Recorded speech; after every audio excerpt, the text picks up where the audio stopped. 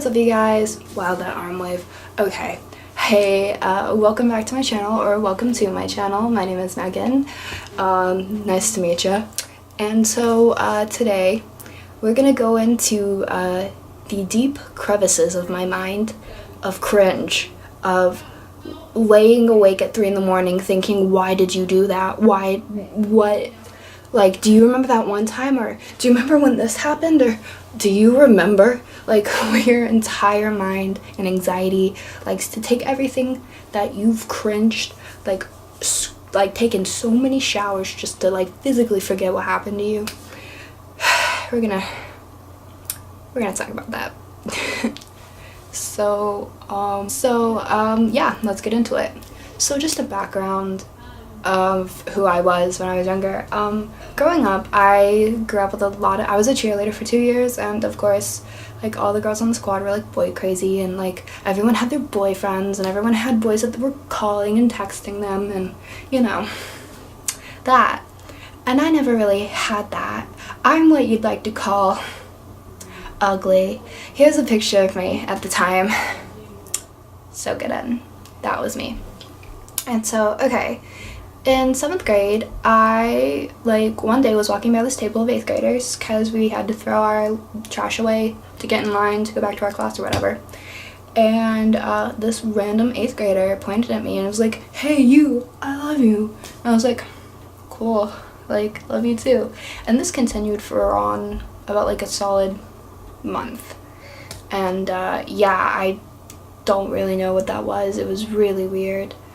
And then, so flash forward, I was a sophomore in high school and he was a junior. And so one day I was talking to one of our mutual friends, and he comes up and he starts talking, and he was like, "Hey, how you doing, Megan?" And I was like, "I'm good, how are you?" Like, I had no clue who he was, but I then remembered, oh my god, that's that kid. And so he gave me his number, and he was like, "We should totally get coffee tonight." And it was Friday, and I had nothing better to do, and I was like, "Yeah, sure, why not?" He's like, "Sweet, we can go to Starbucks in Knoxville." And I was like, "Cool," because we're like 15 minutes away. Because there were 2 in Knoxville, there's one in Cumberland, and then there is one in the hotel, the Hilton, downtown. So I was really excited, because I love Starbucks. I mean, who doesn't? And so, I was like, "Yeah, sure." So I told my parents, and they're like, "Oh, okay, cool." So I got so hyped, I was so excited. I was gonna go on a date, like, you know, get coffee with someone, you know, have a boy pay for something for once. And so, like, I shaved my legs, I looked nice, I fixed my hair, put on my nicest, cutest little outfit, and I got ready. And so I waited, and when he finally showed up, 15 minutes late, he met my parents and all that good stuff. And so we got in the car and we were just driving, and he was like, "Yeah, I know where these are. I know where the Starbucks is. I know where to go. I know where I'm going." And so he was like, "What do you like to listen to?" And before I could even say anything, he just puts on the Vampire Weekend album, Contra. I love Vampire Weekend. I love it so much. Like, it's one of my favorite bands. But when then you're sitting in a car in awkward silence trying to make small talk with that album in the background for, once again, an hour. And he kept driving around, and he was like, "I know where it is, I know where it is." I was like, turned out, he's like, no, I know where it is." And so he kept demanding. In the end, he knew where it was, but then he was like, "Oh, I'm lost, looks like we're gonna have to go back to Seymour." And so we made a U-turn and went back to Seymour, where I'm from. And we ended up going to this local coffee place, the coffee shop, that's what it was called. It went out of business like a year later, like every local establishment where I'm from does. And so we went in and we talked to this guy that he knew. We were just casually talking. He was like, "Yeah, what can I get for you and your girl?" And I was just like, at that point was exasperated, and I was just like, "Can I just get a..." And he was like, "Yeah, we'll get half coffee, half hot chocolate for both of us, please. Medium. Thank you." And I'm like, I can't drink that much.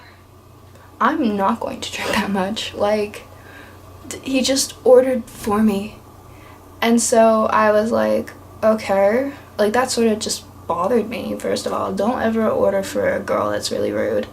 But Then after that, we got in his car. I was like, I need to be home soon. So he was like, oh, okay, I'm just gonna take you to this really cool place. And so I was like, okay. Like, that's when I was texting my mom, please call me, please call me, please call me, please call me, please call me. Like, so many times I texted my mom that night. So he takes me to the middle of nowhere, this field, and we sit on the hood of his car, and I'm sitting straight up. I'm like this the entire time. I'm like, and he was just like laying back, and he keeps trying to snake his arm around me to like get me to lay down, and I was like, nope. And so my mom finally pulled through and was like, hey, yeah, you need to be home now. And he was like, oh, okay, well, I'll take you home. And he was really bitter about it. And so I came home, I got out of the car, and he was gonna walk me to the door. And I was like, I was ready just to like get out of there. It was awful. And like, I still had my drink that I had not even drinking halfway through. And I looked at him, and he tried to like go for the hug to the kiss thing where like, you know, you do that thing and like he looks down at you and you look up at him and like you guys somehow like go, you kiss. He tried to hug me, and my immediate reaction was I stuck my hand out and I shook his hand and I said, I think we're gonna be friends. And I shook his hand, and I walked in my house, shut the garage door, and never talked to him again. And that's only the beginning of it, kids. I recently did a stupid thing and went on a Tinder date. I met the guy at Starbucks. Yes, actually a Starbucks. I've learned, you drive yourself. And so like, after, you know, a good hour, okay, first off, this guy shows up wearing army green jacket, olive tank top, and really dark khaki pants. Now if you can imagine just how aesthetically just aesthetically vomit worthy that was for me to look at, it wasn't great at all. And the fact that it was like 40 degrees and he was wearing a tank top. He made a lot of references about how he works out though, so I mean, he paid for my tea. I sat there and we talked a little bit and I sipped and, you know, I put on the old razzle dazzle because, I mean, this guy was cute. I was looking past, you know, the entire outfit thing. And have you ever met someone, looked at them and thought, their voice has got to be really deep, you know, like they've got to have this really deep voice? No, this man was what Jerry Seinfeld would like to call a high talker. It was like, like, that's why I talked the majority of the time, because every time he talked, I was just sort of like, oh, okay, this isn't what I thought your voice would sound like at all. And so, okay, about an hour, you know, the date happens or whatever, the guy looks at me and goes, look, you're every guy's dream, you're perfect, but you aren't my type. And this is in the parking lot, so I'm never gonna talk to this guy again. I'm probably never gonna see him again. So what do? Instead of saying, oh, okay, I understand, my dumb ass thinks of this clever thing to say and looks at him dead in the windows of his soul and says, your voice is too high for your body. I turn and I walk away and I get out. Your voice is too high for your body? What? Oh my god.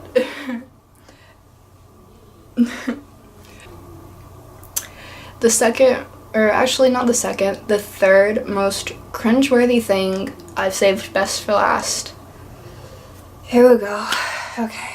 Only a couple of people know this story because, well, I like them and I figured they were feeling really really dumb about themselves that day, and I figured I would tell them a story that would probably make them feel a lot better about themselves, and you know, why not? Just trying to be trying to make a joke out of myself in my life and the shit that happens to me, but you know.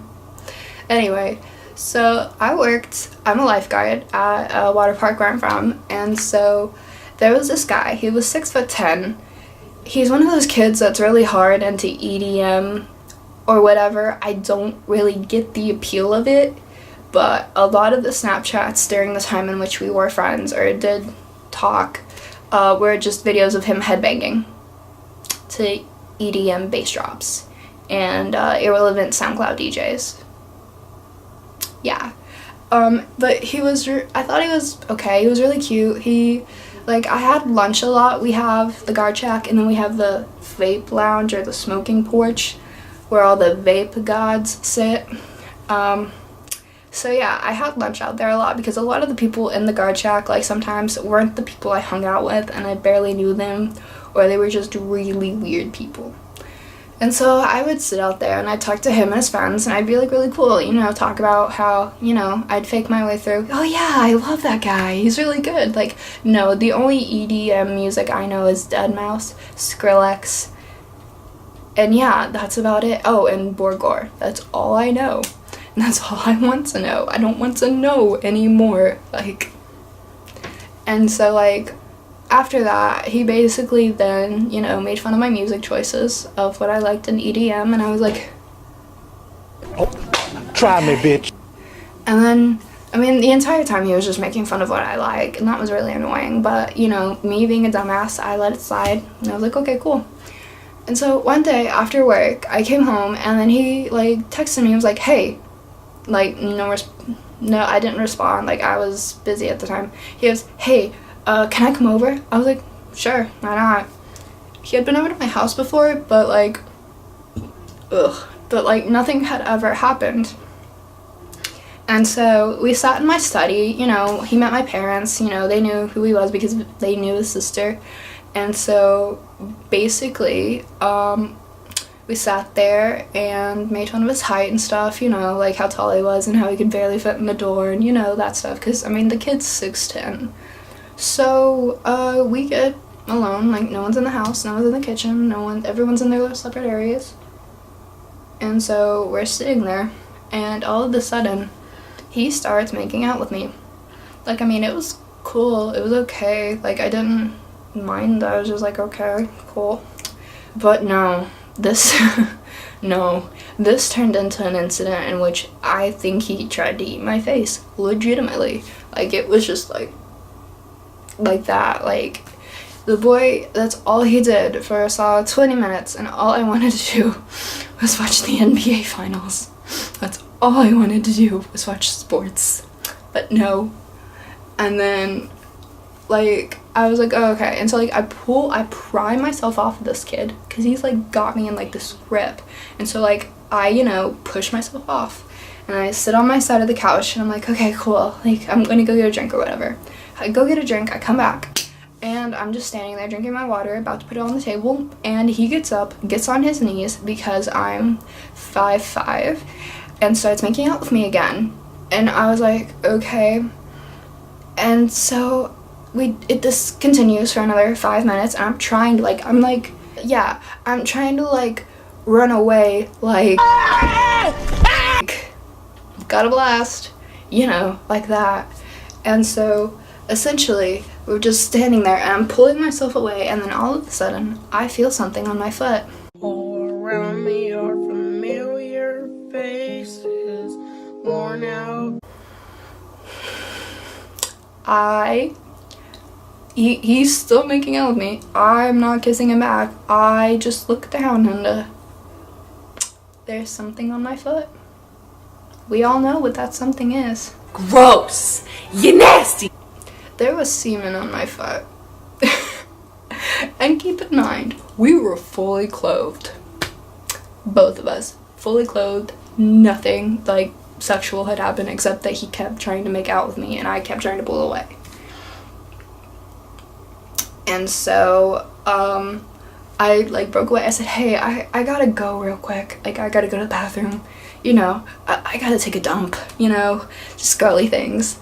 And so I hobbled myself up the steps, and I got to my bathroom, and I turned the water on as hot as it could, and I washed my foot so intensely, skin started coming, my skin started peeling off of my foot, and my foot, I was shedding, all of the dead skin on my foot was gone. It was really clean, it was really red, but I sat at the edge of my tub, this. This was me for the rest of the evening. And every time he kept trying to kiss me, I would say, I have a canker sore in my mouth. They're contagious.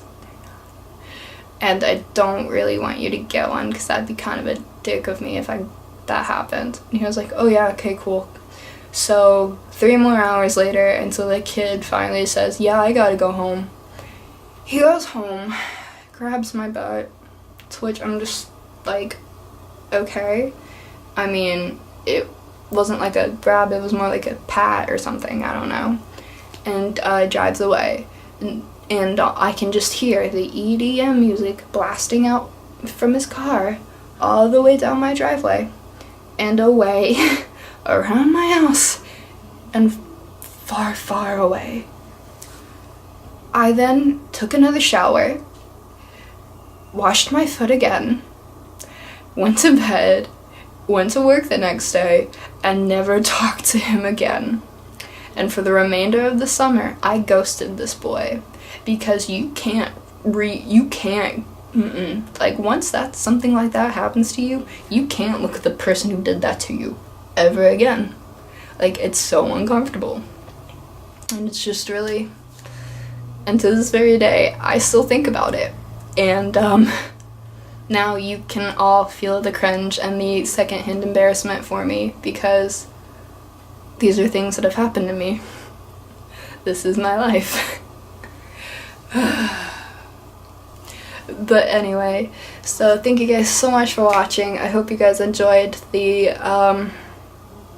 cringe-worthy memories of my life, essentially. And have a good Easter, and I'll see you guys soon. Bye!